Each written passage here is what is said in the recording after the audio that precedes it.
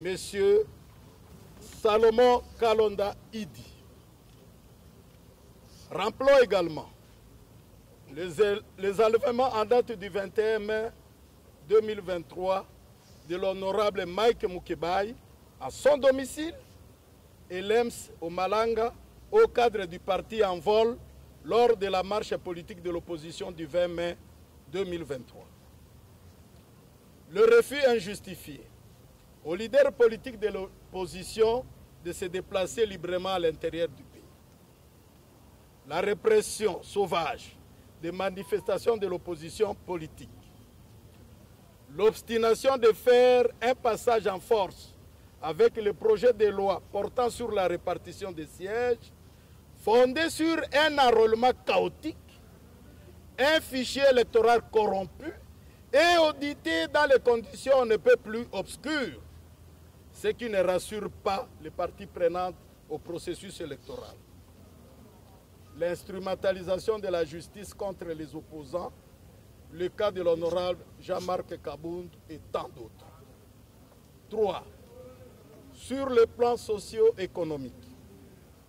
La situation socio-économique est plus que chaotique. Il suffit de faire le tour du marché pour se rendre compte de la hausse vertigineuse des prix des denrées alimentaires de base et de première nécessité. La dépréciation accélérée du franc congolais avec ses effets pervers sur le pouvoir d'achat des paisibles citoyens. De ce qui précède, nous, députés et sénateurs, membres de Ensemble pour la République, exigeons 1. La libération immédiate et sans condition de M. Salomon Kalonda Idi Dela, délégué général d'Ensemble pour la République. 2.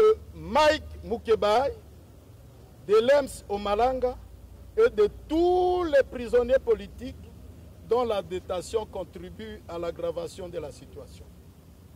2. L'arrêt des attitudes dictatoriales du régime de M.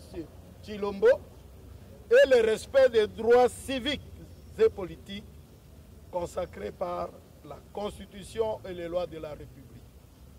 3. La fin du culte du tribalisme